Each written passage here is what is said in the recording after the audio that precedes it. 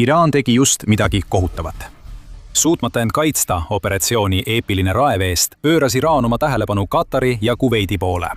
Iraan ei sihtinud sõjalisi objekte, vaid ründas gaasi, sealhulgas üht maailma suurimat LNG-rajatist. USA ei saanud seda niisama jätta. Nende vastulöök oli kohene, halastamatu ja tuletas karmilt meelde, et USA suudab Iraanile veelgi rohkem kahju teha, kui ta seda soovib. Alustame Katarist.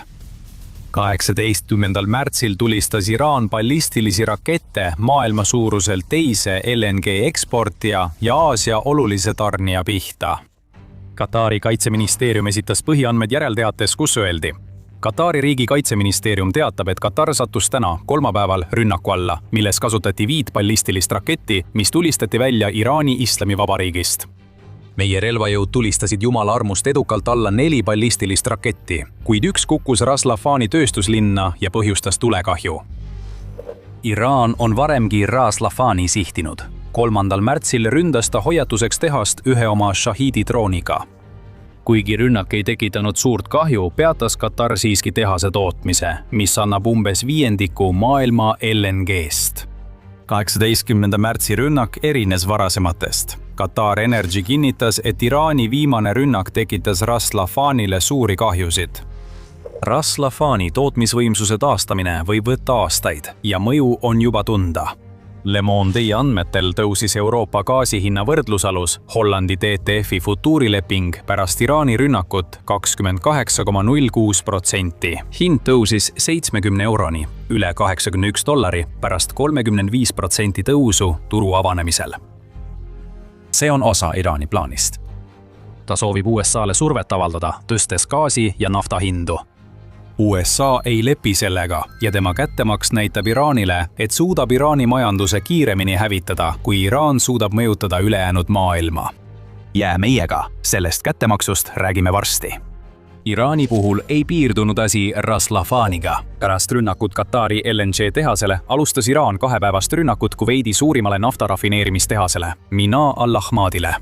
Al Jazeera sõnul tekitasid Iraani droonid tulekahjusid mitmes rafineerimistehase üksuses. Tehas töötleb päevas 730 000 barrelit naftat, muutes selle bensiiniks ja diislikütuseks. Naftabarrelli hind on praegu umbes $100 või rohkem. Iraan püüdis jäädavalt peatada tehast, mis töötleb iga päev $73 miljoni eest toornaftat. Iraanil see ei õnnestunud. Kuigi neil õnnestus mitmed rafineerimisüksused sulgeda, ei suutnud Iraan kogu rafineerimistehast seisma panna. Samuti ei suutnud Iraani režiim põhjustada inimohvreid, mis on oluline nii selle poolest, et Kuveit ei kaotanud tsiviilisikuid, kui ka selle poolest, et säilisid eksperdid, kes suudavad rünnaku saanud rafineerimistehast töös hoida. Sellegi poolest on see Iraani poolt eskalatsioon, kuna see näitab, et riik on valmis oma sõjas Ameerika Ühendriikidega sihikule võtma tsiviilobjekte. Kuna Iraan ei suuda kaitsta oma sõjalist infrastruktuuri, tegutseb ta Lähis-Ida kiusajana. Selgitame kohe, miks see oluline on. Tuleb märkida, et Iraani rünnakud polnud täiesti provotseerimata. See oli vastulöök pärast Iisraeli rünnakut Iraanile kuuluvale gaasiväljale, kuid ka see rünnak vastas Iraani varasemale rünnakule Lähis-Ida gaasivälja vastu. 17. märtsil peatas Iraani droonirünnak Shah gaasiväljal 179 kilomeetrit Abu Dhabist edelas töö. See rajatis annab 20% Araabia Ühendemiraatide gaasist ja 5% maailma granuleeritud väävlist, teatab Guardian. Iisrael vastas rünnakule omapoolse rünnakuga, Lõuna-Paidsi gaasiväljale, mida Iraan jagab Katariga. See on Iraani suurim kodumaine energiaallikas. Katar teadis, mis Lõuna-Paisi järel juhtub. Katari välisministeeriumi pressiesindaja Majed Al-Ansari nimetas Iisraeli rünnakut ohtlikuks ja vastutustundetuks ning märkis, et energiarajatiste ründamine ohustab ülemaailmset energiajulgeolekut. Iraani vastus Lõuna-Paisi rünnakule tõestab, et Ansaril oli õigus. Iraan vesistab selle olukorra peale suud. Iraan teab, et ei suuda USA jõuga võistelda operatsioonis Eepiline raev, kuid kasutab kohe võimalust rünnata Lähis-Ida nafta- ja gaasirajatisi, kui selleks ettekääne tekib. Iraan üritab alustada gaasisõda. Tema plaan võib töötada. Me oleme juba maininud gaasi hinnatõusu pärast Iraani rünnakuid. Financial Timesi andmetel ennustavad analüütikud, et rünnak Ras Lafani vastu võib põhjustada püsiva ülemaailmse gaasipuuduse, mille kestus sõltub rünnaku tekitatud kahju suurusest. MSD finants- ja energiaanalüütik Sol Kovanits ütleb, isegi sõja lõppedes võib mõju tarnetele kesta kuid või aastaid, kuni parandustööd tehakse. ABC News toob välja veel ühe probleemi, tsiteerides anonüümset austraallast Lähis-Idas. See inimene ütles, et ta ei tea Ras Lafani kahjustuste ulatust, kuid märkis, need on väga keerulised propaanjahutusega rajatised, mis peatati kiiresti, mitte järk-järgult. See on juba kahjulik. Kuigi rajatised pole olnud Iraani rakettide otsesed sihtmärgid, peavad suuremad Pärsia lahe nafta- ja gaasitootjad tootmist piirama, teatab Financial Times. Need vähendamised süvenevad, kui Iraanil lubatakse jätkata Lähis-Ida energiarajatiste ründamist. Iraan tahab tekitada gaasi- ja naftasõda. Võimalik, et see on pöördepunkt operatsioonis Eepiline raev. Operatsioon, mis seni toimus peamiselt Iraanis, on nüüd muutunud, kuigi varem rünnati vaid mõnda USA baasi Lähis-Idas. Isegi USA on hoidnud Iraani energiavarustust puutumatuna, nagu Kaagi saare rünnakus, kus hävitati sõjaline infrastruktuur, kuid naftatööstusrajatised jäeti alles, kuna need on Iraani majanduse jaoks võtmetähtsusega. Iisraeli rünnak Lõuna-Patsi gaasiväljale ohustas ka Iraani energiajulgeolekut. Iraani vastus, kuigi see tuli pärast seda, kui Iraan oli juba saatnud droone ründama teist energiaobjekti, oli oma rünnakute intensiivistamine.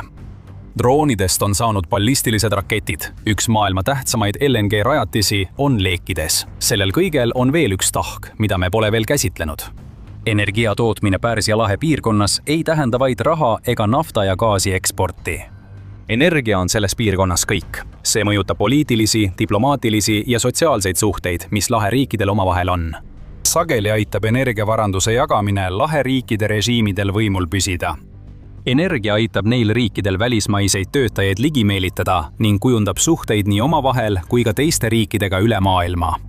Me näeme seda Lõuna-Patsi gaasiväljal, mida Katar on suutnud erinevatel aegadel kasutada diplomaatilise sillana enda ja Iraani vahel, teatab Guardian. Kui sellised rajatised on sihtmärgiks, on kogu lahe diplomaatia alus ohus. Jällegi, just nagu Iraan tahab. Mida rohkem Iraani režiim tekitab kaost välismaal, seda suuremat survet saab ta USA-le avaldada, et peatada operatsioon Eepiline raev. Vaadake nafta ja gaasi hindu, Iraan võib teada anda. Sõda põhjustab seda kõike ja see tekitab suurt segadust riikides, mis pole kunagi olnud seotud võitlusega. Iraan võib süüdistada USA-d olukorras, kuigi tema territooriumil toodetud ballistilised raketid ja droonid tabavad nafta- ja gaasirajatisi. Iraan püüab tekitada seisakut ja põhjustada ülemaailmset kaost, mis sunniks ameeriklasi lõpetama operatsiooni Eepiline raev. See on ootamatu eskalatsioon USA-le, kuna energiakonflikt süveneb. USA peab olema ettevaatlik, muidu võib olukord kontrolli alt väljuda.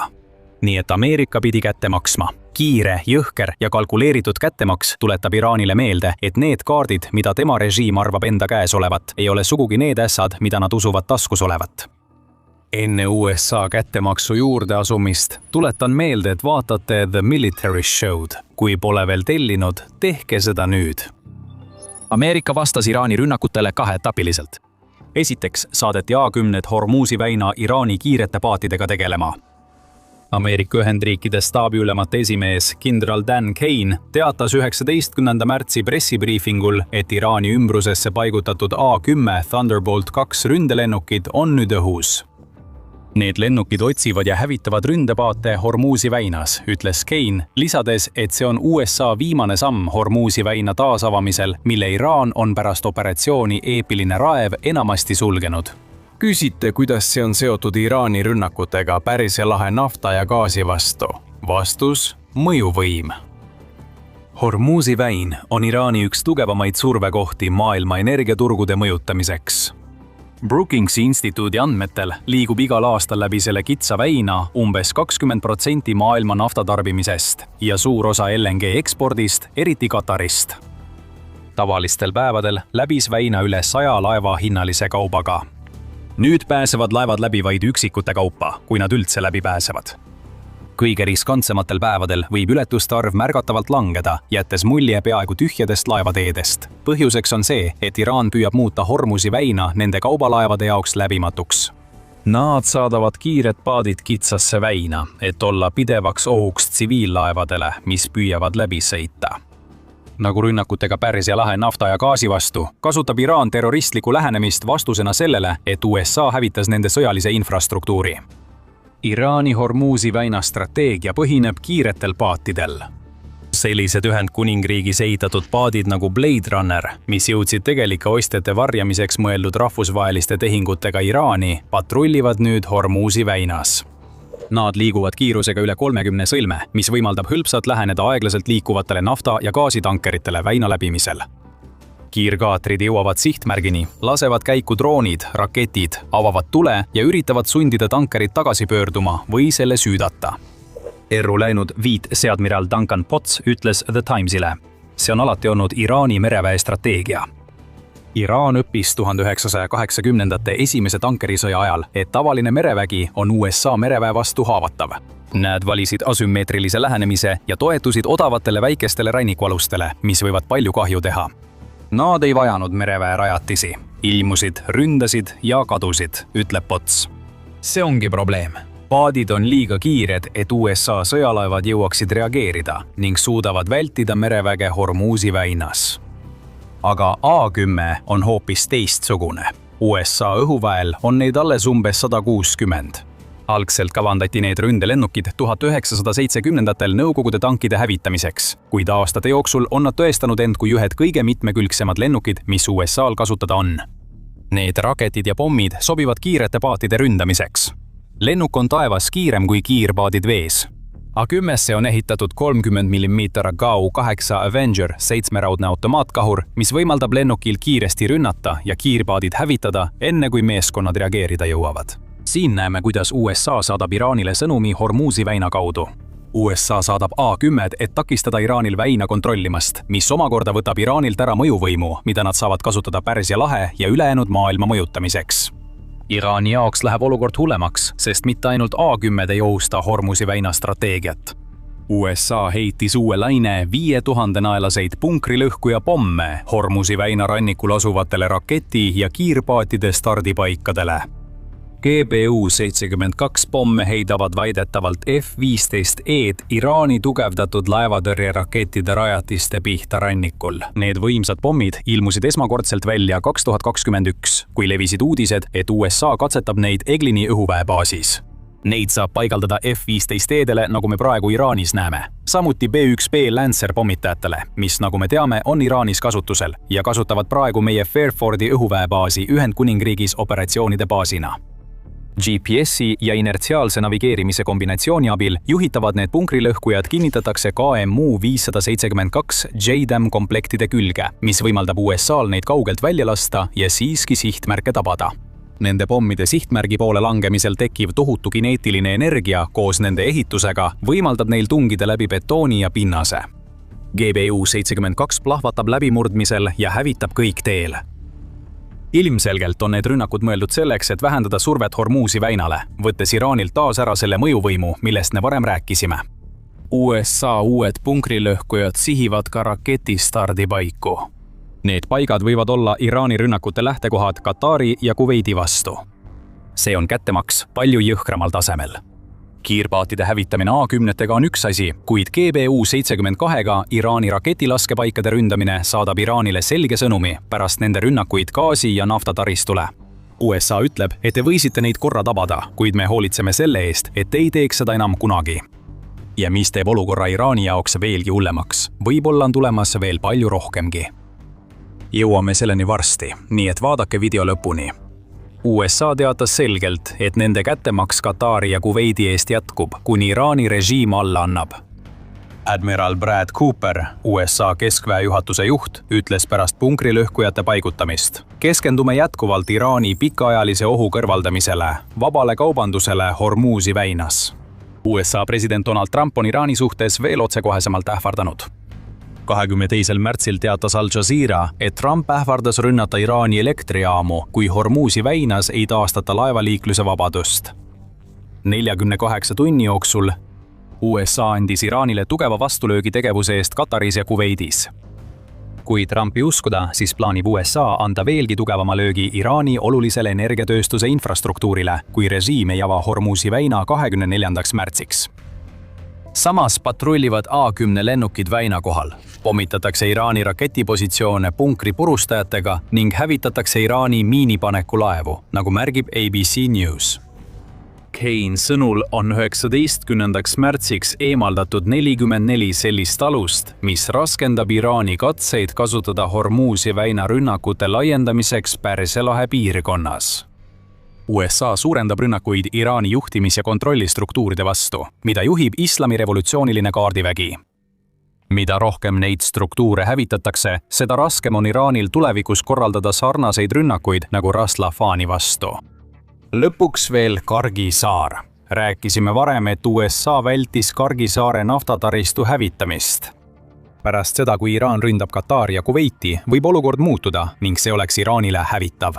Lisaks sellele, et Kargi saar toimib omamoodi sõjaväebaasi või eelpostina, on see sisuliselt hiiglaslik naftaterminal, kus sõltumatu väljaande The Independent andmetel hoitakse üle 90% Iraani naftaekspordist. Vaid 7,7 ruutmiili suurune saar on väga haavatav Ameerika õhurünnakute ees, mis võiksid selle naftataristu hävitada. USA väldib Kargi saare uut rünnakut, et hoida sealset naftataristut. Aga vägede saatmine saare hõivamiseks on hoopis teine asi ning see võimaldaks USA-l saada kontrolli ainsa asja üle, mis Iraani majandust üleval hoiab.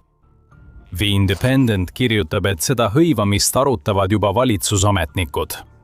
Kui see juhtub, võib Iraani kogu majandus kokku kukkuda. Kui Iraan tekitab nafta ja gaasi hinna šokke, võiks USA takistada Iraani naftamüüki.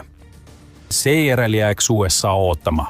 Ta võib proovida uuesti laheriike rünnata, kuid teab, et tegutseb piiratud ajaga, sest riiki sisenev raha katkestatakse. Võib-olla ei usu, et USA paigutaks väed Kargi saarele ja ehk sul ongi õigus. Aga kui sul on õigus, siis pead sa mõtlema, miks USA saadab praegu üle 2000 merejalaväelase Iraani. Kui soovid selle üksuse ja nende tegevuse kohta Iraanis teada, vaata meie videot. Kui see video meeldis, telli The Military Show kanal, et näha kõiki operatsiooni Epic Fury kajastusi. Aitäh vaatamast!